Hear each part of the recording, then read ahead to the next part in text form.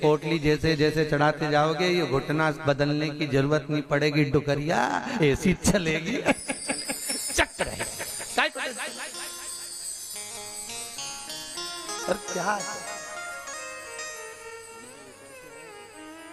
कमरा भी है, शादी आई एक में 6 भरा, 6 इसलिए भरा तुम रात भर सत्संग करो,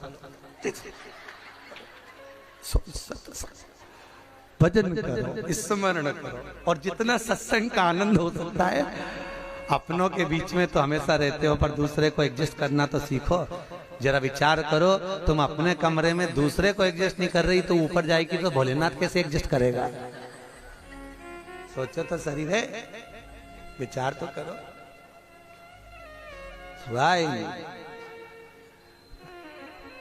भगवान शिव की कथा है, 24,000 श्लोक शिव महापुराण में है, 12 संहिता, और एक एक संहिता भगवान शंकर को समर्पित है। भगवान शिव 6 सूत्र शिव महापुराण के हैं कि शंकर को पाने के 6 सूत्र बताएं। पहला, मस्तक पर तिलक लगा दो, त्रिपुंड लगा दो, नहीं लगा सकते तो गले में रुद्राक्ष की माला पहन लो। इतना भी नहीं कर सकते, तीसरे नंबर का सूत्र है कि भगवान शंकर का मंत्र जाप कर लो, नमः शिवाय, ओम नमः शिवाय। ये भी नहीं कर सकते तो मंदिर में शंकर जी को 1 लोटा पानी चढ़ा दो, चौथा सूत्र। 5वां सूत्र है, इतना भी नहीं कर सकते तो किसी शंकर के मंदिर के पास में से निकल कर चले जाओ तो शंकर के मंदिर का शिखर का दर्शन हो जाएगा। शिखर दर्शनम सर्व पाप नाशनम, बस उतना भी बहुत है। ये 5। और 6ठे नंबर का सूत्र है, अगर इतना भी नहीं कर सकते तो पूरी जिंदगी में अगर 12 ज्योतिर्लिंग पर पहुंचकर शंकर की कथा को सुन लोगे तो फिर दूसरा जन्म नहीं होता। ये 6 सूत्र शंकर को पाने के हैं, भगवत भक्ति को पाने के हैं, भगवत रसतत्व को पाने के हैं। 6 सूत्र है, शंकर का अनुमोदन करें। ऐसी कौन सी भूमि है, ऐसी कौन सी जगह है जहां शंकर नहीं है? हर जगह, हर तत्व में, कण कण में, हर जगह पर वही तो समाया है। बस हमारे नेत्र परखैया नहीं है, इसलिए हम पहचान नहीं पाते। बहुत दुनिया के लोग बहुत कम पहचान कर पाते हैं। बस अंतर तब आता है एक घर के बुजुर्ग माता पिता को और एक परमात्मा को लोग अंतिम तक नहीं पहचान पाते। अंतिम तक बहुत कठिन। माता पिता सब कुछ दे देते हैं बच्चों को। एक सास अपनी बहू को जब पसंद करके आती है, जो सास कभी अपनी देवरानी जेठानी की एक अंगूठी नहीं दे, वो हाफ सेट दे के आ जाती है। सोचो जरा, विचार करो। खुद कैसी भी साड़ी पहने पर बहू को एक से बढ़कर एक चढ़ावे में चढ़ा देती है। तैयार होने का डब्बा भी देती है, नंबर की चप्पल भी देती है, सब कुछ देती है। शादी नहीं होती उससे पहले ना जाने कितना सास बहू को दे आती है। कितना विश्वास सास का बहू पर होगा। और बहू जब पहली विदाई में घर से सास के यहाँ से जाती है तो अलमारी में ताला लगा के चाबी घर ले जाती है। सोचो, सास ने कितना विश्वास करा, सब कुछ दे दिया, और बहू ने ऐसा विश्वास करा कि चाबी तक बटोर के पहली विदाई में ले गई। पहली विदाई क्यों? क्योंकि नंदे आई है, डोकरी निकाल के ना दे दे कच्छो। विश्वास कहाँ, भरोसा कहाँ, पूर्ण तक कहाँ है? भगवान शंकर की कथा कर रही है।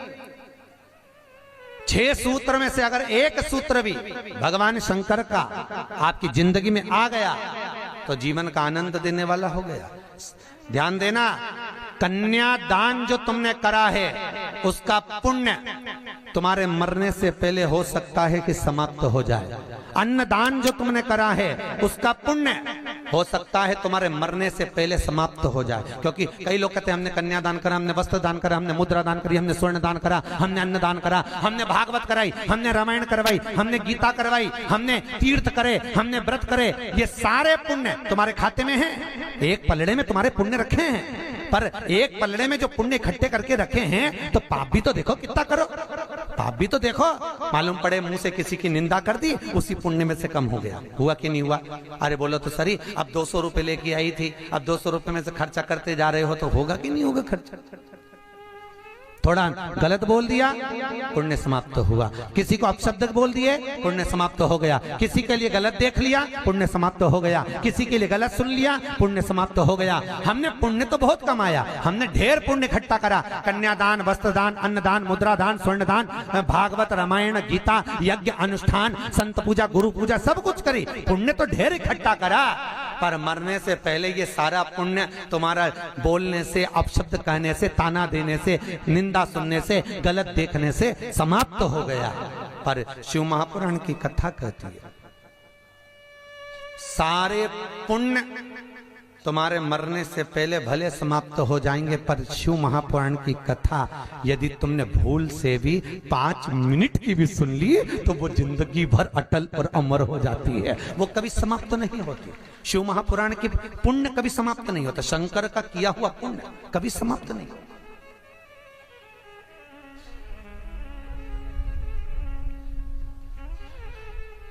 आज वो कोई कह रहा था, गुरुजी वो हम पोटलियां बना के लाए हैं तो एक एक मंदिर में पोटली चढ़ाए और कई चढ़ाए। हमने कहा लो, आए हो इतनी दूर तीर्थ करने के लिए, 5 रुपया, 10 रुपया, 2 रुपया करो, जो तुम्हारी मर्जी पड़े चढ़ाओ।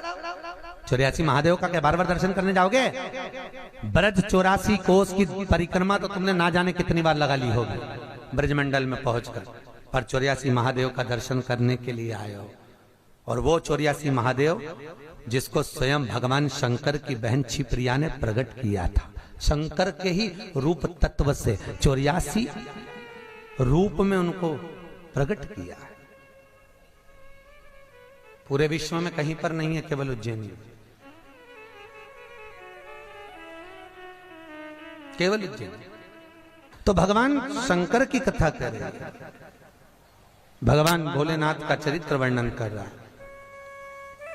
6 सूत्र में से एक सूत्र भी अपनी जिंदगी में उतारा तो जीवन सार्थक हो गया। मात्र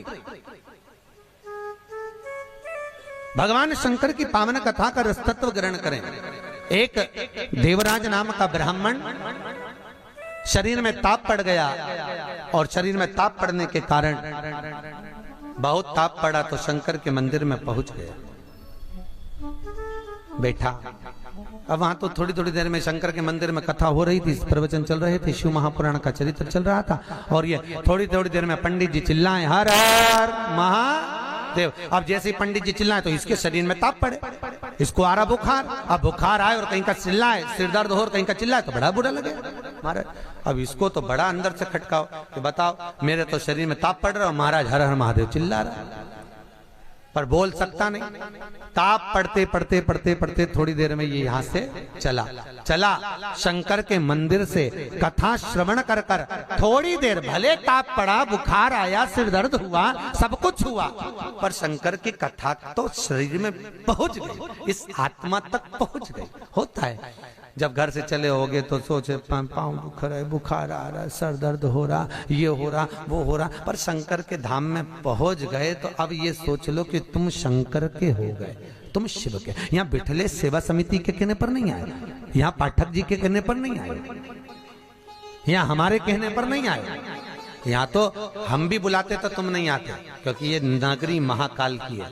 महाकाल का राजा है महाकाल, और महाकाल राजा का एक नियम है, यहाँ कोई राजा, कोई मंत्री, कोई बड़े से बड़ा राजपाट वाला इस नगरी में रात नहीं रुक सकता। यहाँ का नियम है, क्योंकि यहाँ एक ही राजा, कौन सा? महाकाल राजा, बस उसी का राज्य चलता। तो जब उसके घर में आए हो तो हम कौन बुलाने वाले? बोलो तो सही। उसने बुलाया, उसने ठहराया, उसने खिलाया, उसने घुमाया, 5 दिन घूमो फिरो, उसका दर्शन करो, आनंद करो, घरे जा। घर वाले पूछे कहाँ गई थी तो कहना महाकाल के घर गई थी, उसने बुलाया। रामकृष्ण परमहंस जी से एक ने कहा, रामकृष्ण परमहंस जी से बोले, अरे रामकृष्ण परमहंस जी, हमने सुना है कि माता जगतजननी जगदम्बा शारदा भवानी माँ देवी आपसे बात करने के लिए आती हैं, आपसे मिलने के लिए आती हैं। रामकृष्ण परमहंस जी ने कहा, तो रामकृष्ण परमहंस जी, अगर देवी जी तुमसे मिलने आती हैं, देवी जी तुमसे बात करने आती हैं, जगदम्बा तुमसे मिलने के लिए आती है, तो रामकृष्ण परमहंस जी एक काम करो ना, एक आध बार माता जी को हमारे घर भी भेज दो। हंसी उड़ाने वाले तो कुछ भी बोल देते हैं, एक आध बार माता जी को हमारे घर भेज दो। रामकृष्ण परमहंस जी ने कहा ठीक है, एड्रेस बता दो, देवी जी को तुम्हारे घर भेज देंगे। बोलो एड्रेस क्या है? उस व्यक्ति ने कहा फलाना गली में, फलाना मोहल्ले में, ये वाले मकान में, इस नंबर में, इस जगह पर मैं रहता हूं। रामकृष्ण परमहंस जी ने कहा, स्वामी विवेकानंद के गुरु रामकृष्ण परमहंस जी कहते हैं, जो एड्रेस आपने दिया ये तो आपके घर का है, ये आपके घर का एड्रेस है, आपका एड्रेस दीजिए, आप कहां रहते हैं? उसको लगा मैं दुकान पे रहता हूं, तो हो सकता दुकान का मांग रहा है, उन्होंने दुकान का एड्रेस दे दिया। रामकृष्ण परमहंस जी बोले ये तो दुकान का एड्रेस है, आप कहां रहते हो, आपका एड्रेस दो। तो रामकृष्ण परमहंस जी के शब्द सुने तो उस व्यक्ति ने कहा ये हमारा ही तो एड्रेस है। रामकृष्ण परमहंस जी बोले जिस घर का एड्रेस दिया वो तो घर का है, जिस दुकान का एड्रेस दिया वो तो दुकान का, कि दुकान यहाँ है वो वहां घर है, तू कहां रहता है, तेरा एड्रेस बता, तू रहता कहां है? रामकृष्ण परमहंस जी के शब्द सुने, उसने चरण पकड़ लिया और रामकृष्ण परमहंस से पूछा आप बताओ कि मेरा निवास कहाँ है। रामकृष्ण परमहंस जी कहते हैं इस शरीर का आखिरी निवास तो शमशान है, मनुष्य वहां निवास करने वाला है। बस ये आत्मा परमात्मा के चरणों में रहे और शरीर आखिरी में वहां पहुंच जाता है, आखिरी में। बड़े आश्चर्य में लोग बताते हैं हम वहां रहते हैं, तुम नहीं रहते, तुम्हारा घर रहता है, तुम चले जाओगे घर में ही रह जाएगा, अभी तुम्हारा एड्रेस है फिर तुम्हारे बेटे का हो जाएगा। अरे बोलो तो, फिर बेटा गया पोते का हो जाएगा, पौता गया पर पोते का हो जाएगा, वो तो घर का पता है, तुम्हारा एड्रेस क्या है, तुम किस पते पे रहते? आता ना पता, जबरदस्ती के लापता घूम रहा, काय का पता तुम्हारा,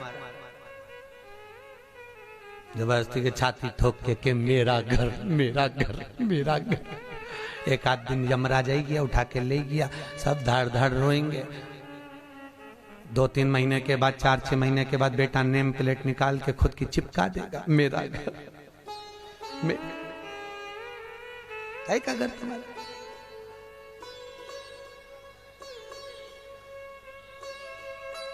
क्या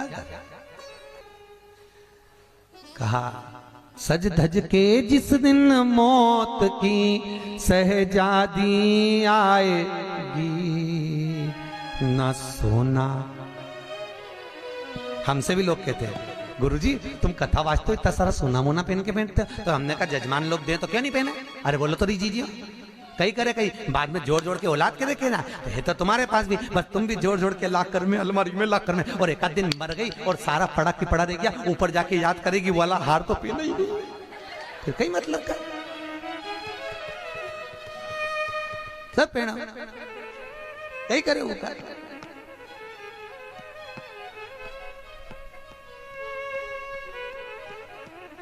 उसका करे क्या, जितनी साड़ी धरी है सब पहन लो जीजियों, बाद में किसी काम की नहीं, सब धरी ले जाए। ऊपर जाती जाती यमराज सेकेगी, नीली वाली तो पहनी नहीं थी, अभी पीको लगवाई थी, एक बार फिर से छोड़ दे वंश मोर, फिर से छोड़। भगवान भी यमराज भी कहेगा चल ऊपर चल, अब कहीं नहीं पहने, ले गया वही करे। खूब जोड़ा, आखिरी में यही छोड़ा, और फिर इतना बड़ा फोटो टंगा, उनमें प्लास्टिक के फूल की माला, और वो भी पंखा में माला यूं हिले, पंखा में माला हिले और डोकरी फोटो में स्माइल दे।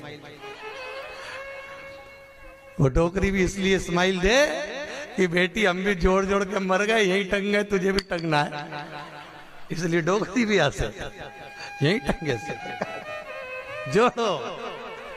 कुछ नहीं खाया, खूब जोड़ा, खाना खाने की फुर्सत नहीं थी, साथ सवेरे 8 बजे से रात को 10 बजे तक दुकान नहीं छूटे।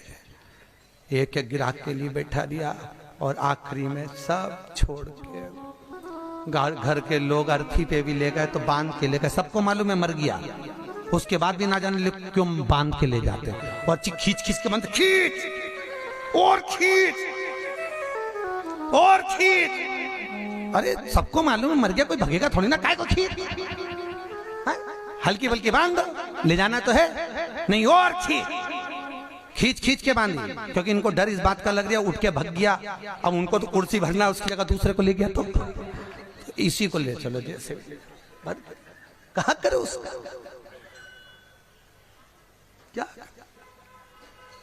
सज धज के जिस दिन मौत की शहजादी आएगी, न सोना काम आएगा न चांदी। छोटा सा तू कितने बड़े अरमान हैं तेरे, मट्टी का तू सोने जैसा मान है तेरे। मेरे को नहीं जानते, मेरे को नहीं पहचानते?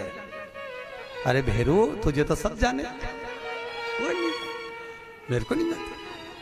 मट्टी का तू सोने जैसा मान है तेरे, मट्टी की काया एक दिन मट्टी मिल जाएगी, न सोना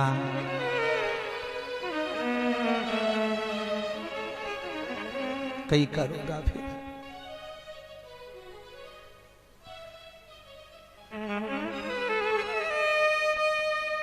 गीता वाटिका गीता प्रेस में कथा बाची, क्या 3-4 साल हो गए गीता प्रेस गीता वाटिका। उन्होंने कहा गीता वाटिका वालों ने, गुरुजी हमारा गीता प्रेस वालों की ओर से कैंसर हॉस्पिटल चलता है गोरखपुर में, आप चलिए। देखने गए, बड़े बड़े करोड़पति भी अटैची लेकर पैसे की खड़े थे कि मेरे पिता के कैंसर ठीक कर दीजिए। इनका ये पत्नी का कैंसर, अटैचियों में माल भरा था और कह रहे थे ये ठीक कर दीजिए, अटैचियों में माल भरा। काम आ सकता है, अटैची भर कर रखी हुई है, पर शिव महापुराण की कथा कहती है जहां पर औषधि भी काम नहीं करती, वहां पर शिव की करुणा काम कर जाती है और कृपा बरसा देती है। शिव की कृपा, शंकर करुणा करता। तुम एक बार विश्वास रखो उस शिव पर, उस शंकर पर। देवराज ने प्राणों को त्यागा, प्राणों को त्यागा तो भगवान शंकर के धाम में चले गया, क्योंकि भले 5 मिनट की भी कथा सुनी हो, चलते चलते भी अगर शिव महापुराण तुम्हारे कानों में पड़ गई हो, चलते चलते भी अगर तुम्हारे कानों में एक शब्द भी शंकर की कथा का मिल गया हो, तो वो शंकर की कथा कभी छिन्नित नहीं होती, वो शंकर से मिला देती है। शंकर से,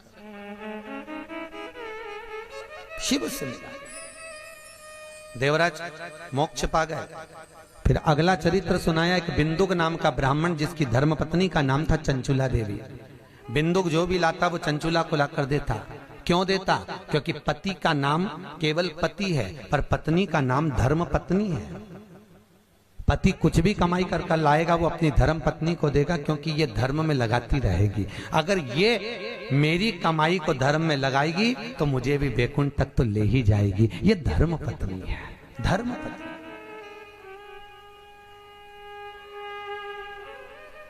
एक कथा के मुख्य यजमान गोपाल मंदिर वाले महाराज जी बने हैं, पंडित जी, पाठक जी, परंतु इनके मन में कथा का आया ना आया वो बात की बात है, पर धर्म पत्नी हमारी भाभी जी, इनका मन में कथा सुनकर मन में भाव आ गया, गुरुजी एक कथा कराओ, बस ये कृपा। जिंदगी में एक बार शिव महापुराण, फिर ठाकुर जी की जो मर्जी, भोलेनाथ की जो, पर शिव पुराण तो करा लो। हजारों हजार भागवत, हजारों हजार राम कथा, हजारों हजार गीता का स्मरण करने पर भी जो पुण्य प्राप्त नहीं होता, वो मात्र एक दिन की, मात्र 5 मिनट की शिव महापुराण श्रवण करने से प्राप्त हो जाता है। साहब, शंकर की कथा का रसत्व ग्रहण करने से प्राप्त हो जाता है, मात्र एक क्षण की,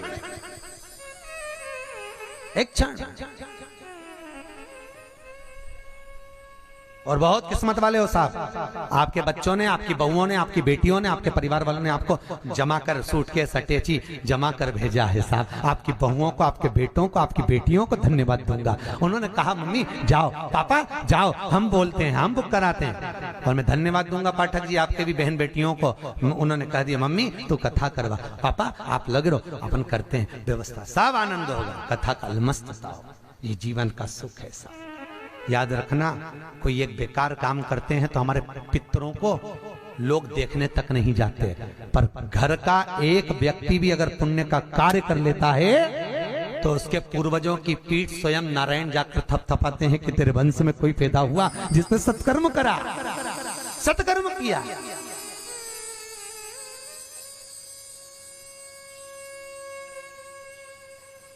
पुण्यता।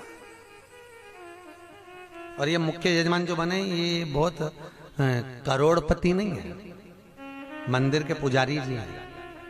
भोपाल मंदिर में पंडिताई करते हैं, पूजा पाठ करते हैं।